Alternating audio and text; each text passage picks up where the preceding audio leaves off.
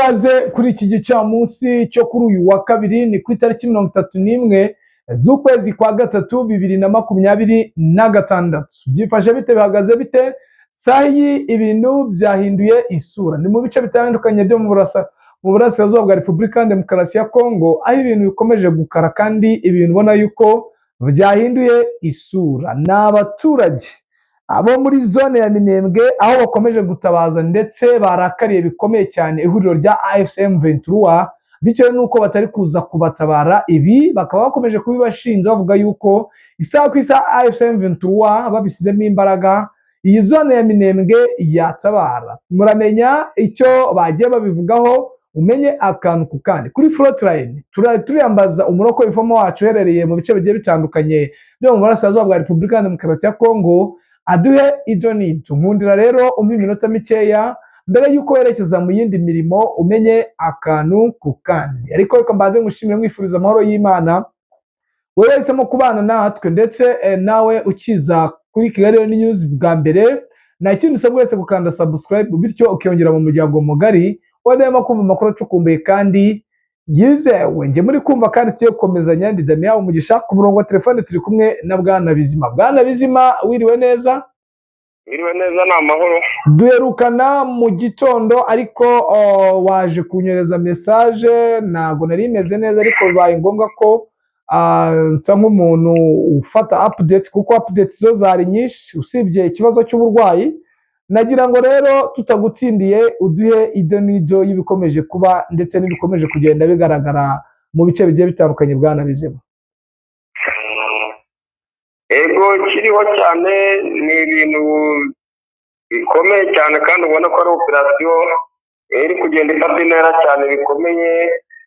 Wajya Sud Kivu, wajya Nord Kivu ndetse na Warikare hose urabona ko ari ibintu M23 ndetse na FARDC bose basa naho barimo kurura cyane, bakoresha imbaraga zikomeye muri operasiyo ziri gutegurwa hirya no hino. Kanse naho mbera kuri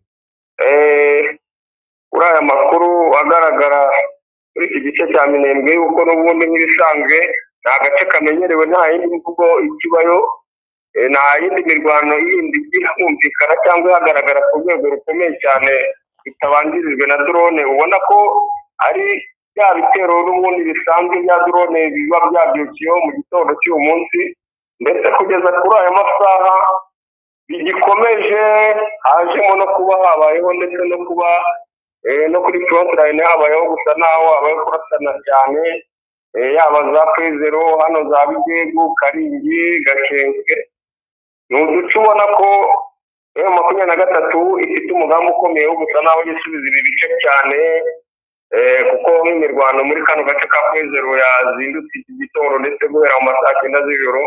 Ubona ko ari umugambi mushya M23 twirwaneho, basa naho barimo gukoresha imbaraga zikomeye mu buryo bwo kugira ngo babashe kugira ibice bigarurira hano, kuko ubona ko basa naho bamaze gusa n'abarambirwa kandi bafite uburakari bwinshi bijyanye n'ikintu kimeze nk'icarubozo kiri ku baturage bo muri Minembwe, haba ku baturage bwite ku buzima bwabo, haba ku matungo yabo n'inka ziri kuraswa buri munsi, ndetse n'inzu ubwabo babagamo zimaze kuba imisaka mu duce twose tugize Minembwe turimo, centre zose zisa naho zari zituwe n'abantu. Rero ni ikintu kibabaje cyane kuri twirwaneho na M23 muri ibi bice cyane, ku buryo ubona ko bariye karungu cyane kandi byamaze guhinduka bijyanye n'uburyo operasiyo ubona ko yahinduye isura kuri FARDC. Nabo bari kubibonesha amaso ko byongeye bihindutse bitandukanye n'iki cyumweru kirangiye. Ubona ko hari hamenyerewe ko FARDC bari bameze nk'aho bari mu butembere muri operasiyo ya Minembwe, kuko bakoreshaga drone na sharing gusa, ariko ubona ko abo ku butaka rwose bisanzuye nta kibazo babifitemo. Habayeho umwanzuro rero wo kwemera guhura n'ibibazo ibyo ari byo byose bagira batitaye ko drone ziri mu kirere hose, ariko bemeye kwataka ku buryo bo nabo ubwabo bari kwazibasiga ku ruhande rwa M23 ndetse na twirwanaho mu buryo bwo gushaka kubasha kwishakira umutekano wagutse muri ibi bice bya Minembwe. Yes, Bwana Bizima, rero ndagira ngo unkundire utujyane kuri Frontline aho bivugwa yuko AFCM 23 atangiye kwigarura ibice bigiye bitandukanye bitewe n'uburyo binagaragara kandi binavugwa ko n'uduce bivugwa ko yari yagiye ivamo yatangiye kutwigarurira kandi ku mbaraga zikomeye cyane, aho hagwa abasirikare batari bakeya. Bwana Bizima, ibyo bintu biri gucaracara, byifashe bite, bihagaze bite? yego niko bimeze. nko kuri uyu munsi ubu tuvugana amasaha atambutse, ni operasiyo ndetse igikomeza cyane, iri muri izi ngizi zo kusa naho FARDC isa naho iri kwibeshya ko hari ibice M23 yavuyemo, ariko ugasanga ari bimwe twavugaga mu minsi ishize tuti ibisubizo bizavamo mu byanditse ndetse no mu itangazamakuru n'ibizabera ku butaka muzasanga bihabanye. Ubu General de Brigade Justin Musanga Gaceri muri iki gice cya Warikare, muri twa duce twari tumaze iminsi tuvuga ko M23 isa naho yavuyemo, habera operasiyo ikomeye yo gusa naho FARDC yashakaga gusanga M23 mu bice yari isa n'ibarizwamo, ndetse ibigerageza ari koalisiyo nini cyane irimo ingabo za Ngora nyinshi ku rwego rwo hejuru. Ariko ikintu yabakoreye hano ni ikintu gikomeye cyane, kuko yabarasanye ubwenge bukomeye, ndetse asa naho yihesheje icyubahiro bijyanye na operasiyo yabashije gukora muri ibi bice, kandi ubona ko yaragabweho igitero na koalisiyo nini imurenze ku rwego rwo hejuru, ariko yabashije kuyirwanya akoresheje operasiyo z'ubwenge nk'iza special force, kuko ubwo bagabye igitero cy'itsinda riri hamwe, we yabashije gusa naho ava mu madifensi abashuka agaragazamo ingabo nkeya, izindi zijya mu bice bitandukanye bisa naho zigaruye mu mitwe igera muri 12. biza kuba ngombwa ko baza kuraswa bameze nk'abaraswe na mbushi bari mu gice bisa naho bagozwe cyane, byaje kubagora kugira ngo bavemo, kuko bari basigiwe inzira imwe gusa y'umurongo umwe yo gukoramo wiziro. Ariko urabyumva nawe ku bantu bagozwe ahantu nk'aho, ababashije gusa naho bivanamo, urumva imbaraga byasabye ndetse no gutakaza kwabayeho, urumva ko kwabaye kwinshi. Nyuma baje no kuba bagerageje kuharasirwa ku ngabo za Angola ndetse na FARDC n'imibare yaba, ariko iyi urugamba kuko rugikomeza ntabwo biba biri ngombwa cyane ko isubirwamo, kuko na n'ubu kuri aya masaha tuvuganira n'ubundi baracyarwana. Ariko hangira ibikoresho byinshi bya koalisiyo cyane biri mu imodoka yari ipakiye bombe ndetse n'amakompura y'imbunda z'imisaga yari ahangaha, ndetse yatanze isirikare rikomeye ku buryo ku bantu batanga amakuru ndetse n'abahegereye babaye nk'aho bumiwe, ko ntabwo bari basanganye kumva iturika ringana bisa bijyanye n'iyo kamyo nini cyane yari ipakiye ibiturika, kandi ubona ko byari byinshi ku rwego rwo hejuru bijyanye n'igihe ryamaze bishyirwa ko nyuma y'aho iyo kamyo itwitswe na M23. ni igice rero ubona ko babaye nk'abatanze gasoko cyane, kandi ubona ko wazarendo zari zimaze kuyishega cyane ku rwego rwo hejuru, bisa naho bimaze kumvikanisha ko ari ibice bigiye kwigarurira, ndetse bagakomeza no mu bice 23 irimo bakayisunika kugeza ubu bo batangaga amakuru ko bazayigeza muri bice za Minova nk'uko yo yabyivugiraga. Ariko hakaba habaye isomo rikomeye cyane, kandi ubona ko M23 ikomeje operasiyo zabo bisa naho ikurikira iyo koalisiyo mu buryo bwo kuyigizayo cyane, ndetse uburyo bari bubashe gusa n'abihaye umutekano usesuye. Yes, Bwana Bizima, pende uziziho byifashe bite? Reka nsa ubwo nugaruka muri kano gace n'ava Nord Kivu, nugaruka muri Rubero n'ubundi mu duce twinshi muri kimwe tumaze kuvugwa mu bihe bitambutse, harimo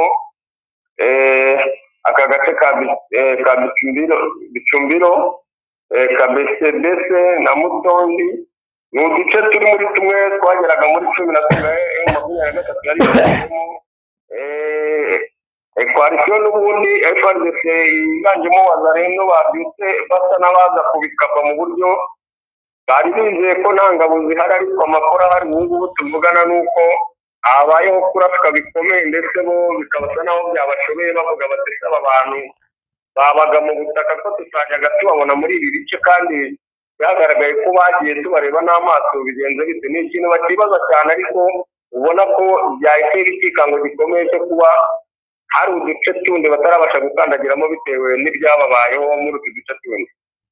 Yes, mbere y'uko werekeza muri Plaine amakuru aravuga ngo yagera kuri Kigali News, aravuga ko abaturage bakomeje gutabaza abiyambaza ihuriro rya AFCM 23 bitewe n'uko ibikoresho cyangwa ibiribwa byamaze gutumbagira, ndetse n'ibi bitero bikomeje kugenda bitana n'abatari bake. Nko ku munsi w'ejo hari umwana muto cyane drone zamaze guhitana. Ibi bikaba bitavugwaho rumwe n'abaturage bo mu biriya bice, aho bari bavuze yuko ku ifatwa ry'umujyi wa Uvira AFCM 23 ikiyafata, umutekano wari watangiye kuboneka ndetse n'ibiribwa byatangiye kudohoka. Ibi ngibi bikaba bituma bamwe bavuga ngo AFCM 23 ubundi iramutse ishize imbaraga mu gufata ino zone ya Minembwe, umutekano waboneka ndetse no gufata uno mujyi wa Uvira, yaba ari inzira yo kugarura umutekano n'ituze by'abaturage bo muri zone ya Minembwe. Bwana Bizima, ibyo bintu bari kuvuga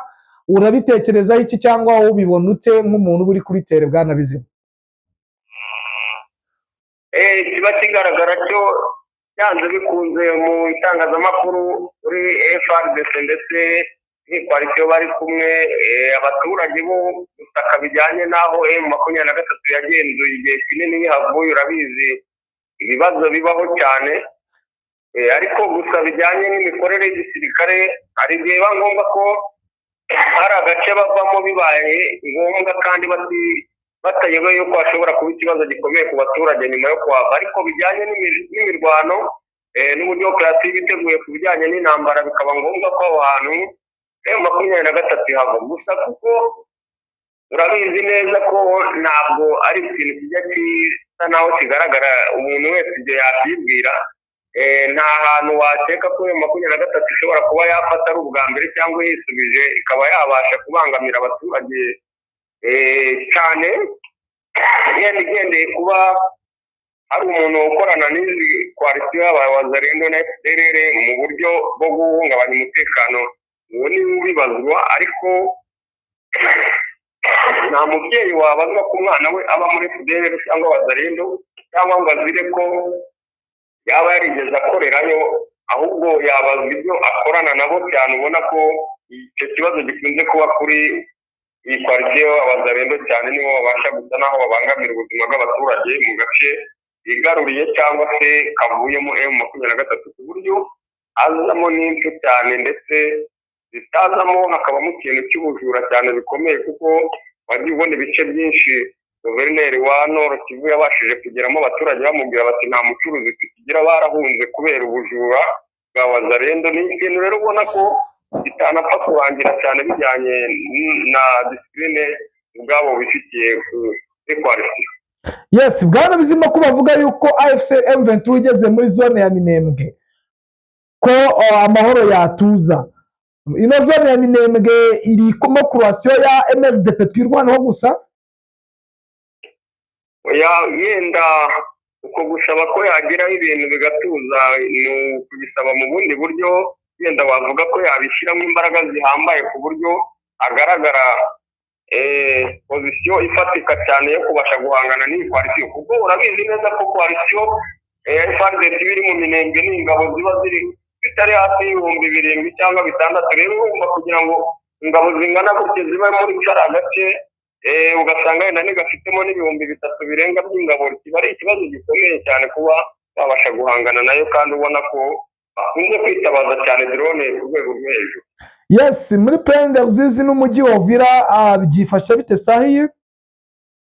Kiriyo ni operasiyo n'ubundi ziri gutegurwa na M23 uruhande rwa Plaine ndetse na FARDC n'ingabo zose za koalisiyo bari kumwe muri bino bice bya Uvira no mu nkengero zawo.